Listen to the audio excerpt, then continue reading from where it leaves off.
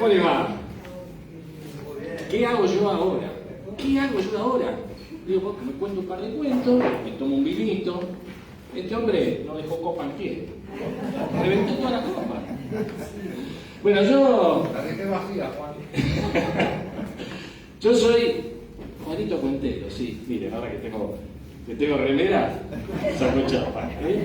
Juanito Cuentero. Y bueno, con ese nombre, ¿qué puedo hacer sino contar historias, verdad? Entonces cuando voy a los lugares, ¿qué hacen? Me piden: vos que tenés la vía, contame una historia. Métele con todo, no te hagas rogar. Frena este absurdo, girar en la noria, moliendo esta cosa que llaman verdad. Y lo dejamos ahí porque ya con esto está estropeada toda la tarde. Gracias, maestro. Fíjense que el maestro, un genio el maestro, cada vez que me ve levantarme a mí y llegar acá dice: por fin voy a poder tomar algo, un poco.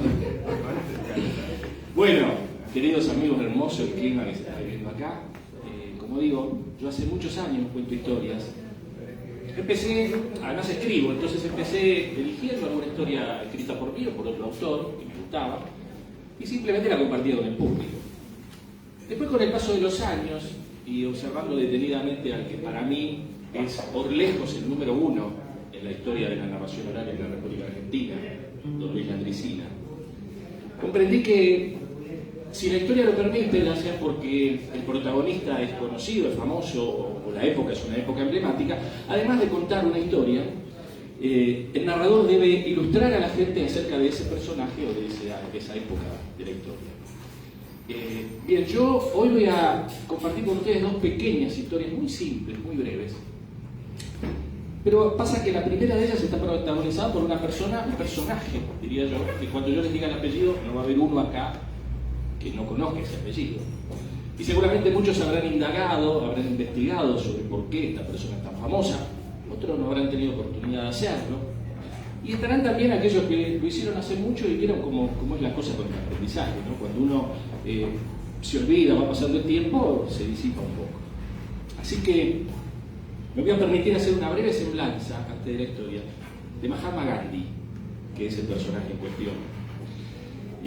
Gandhi es un personaje muy famoso, fue muy conocido por lo que hizo fundamentalmente a principios del siglo pasado, porque él fue el referente principal del llamado movimiento por la independencia de la India, un movimiento que tenía como objetivo principal liberar a la India del régimen colonial británico, del Raj, que se llamaba británico, con una herramienta fundamental que era la desobediencia civil, pero con un objetivo innegociable, que era el no uso de la violencia.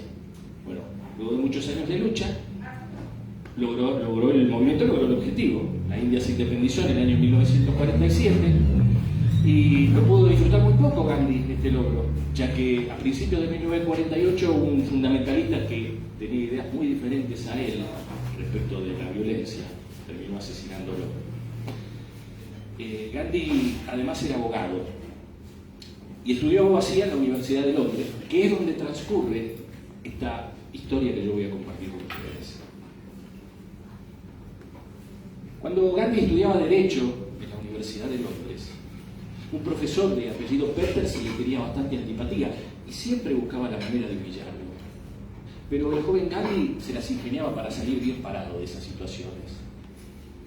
Un mediodía estaba el profesor almorzando en el comedor de la universidad. De pronto Gandhi se acerca con su bandeja en la mano y dispuesto a sentarse. Entonces el profesor lo detiene con un gesto y le dice: no, Gandhi, usted no entiende. Un pájaro y un puerco jamás se sientan a comer juntos. A lo que Gandhi le respondió: no se preocupe, profesor, yo me voy volando. Y se sentó en otra mesa.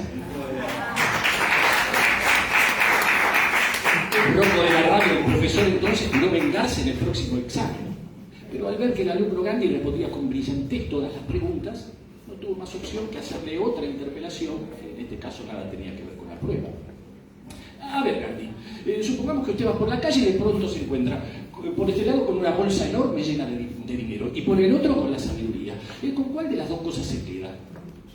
Gandhi respondió sin titubear: por supuesto que con el dinero, profesor. El profesor entonces comenzó a reír burlonamente y le dijo: ay, Gandhi, yo que usted me hubiera quedado con la sabiduría, ¿no le parece? A lo que el joven le respondió: lo que pasa es que cada uno se queda con lo que no tiene, profesor.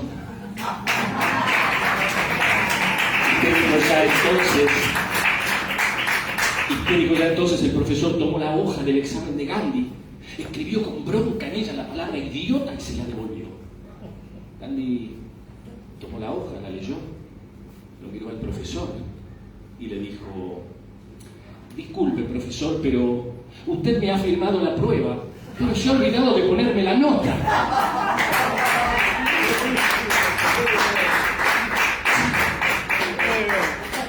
Para reflexionar acerca de cómo nos tratamos los seres humanos y cómo podemos responder a un maltrato, por ejemplo, ¿no?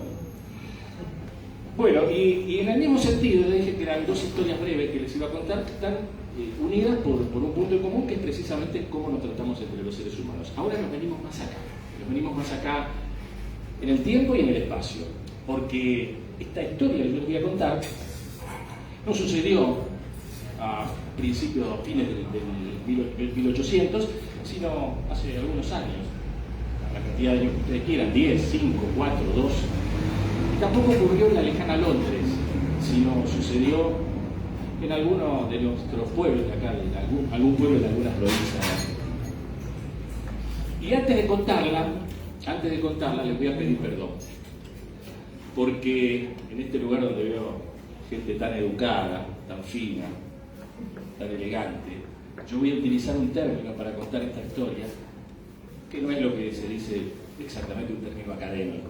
Pero ¿qué pasa? Esta es una historia que escribió un autor muy conocido, Roberto Fontana Rosa, y creo que la mayoría de los que están acá recordarán aquella ponencia magistral que hizo Fontana Rosa en un congreso poco tiempo antes de morir, donde habló de las malas palabras, de la fuerza de las malas palabras, ¿recuerdan?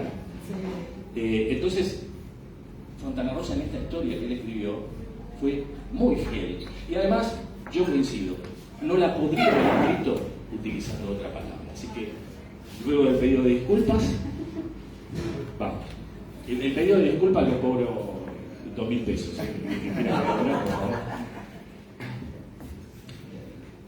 Cuentan que en un pequeño pueblo del interior del país, un grupo de personas se divertía con el pelotudo del pueblo. Un pobre infeliz de poca inteligencia que se lo pasaba haciendo mandados y recibiendo limosnas. Diariamente algunas personas llamaban al pelotudo al bar en donde se reunían y allí lo hacían elegir entre dos monedas.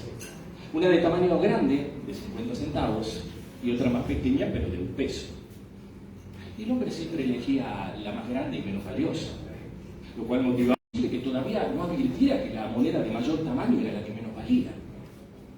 Y el tipo le respondió: claro que lo sé, no soy tan pelotudo, vale la mitad. Pero el día en que elija la otra, el jueguito se acaba y yo ya no voy a poder ganar más mi moneda. Esto podría quedar acá, como una simple anécdota, risueña incluso, ¿no? Sin embargo, yo creo que se pueden sacar varias conclusiones. La primera: quien parece pelotudo no siempre lo es. La segunda, a manera de pregunta: ¿quiénes eran los verdaderos pelotudos de la historia? La tercera: cuidado, una ambición de medida puede acabar con tu fuente de ingresos. Y la cuarta, y yo creo que la más importante: podemos sentirnos bien más allá de lo que los demás piensen sobre nosotros. Por eso lo importante, gente, lo verdaderamente importante no es lo que el resto piense sobre uno, sino lo que cada uno piensa de sí mismo. La fábula del pelotudo, de Roberto Fontana Rosa. Muchas gracias.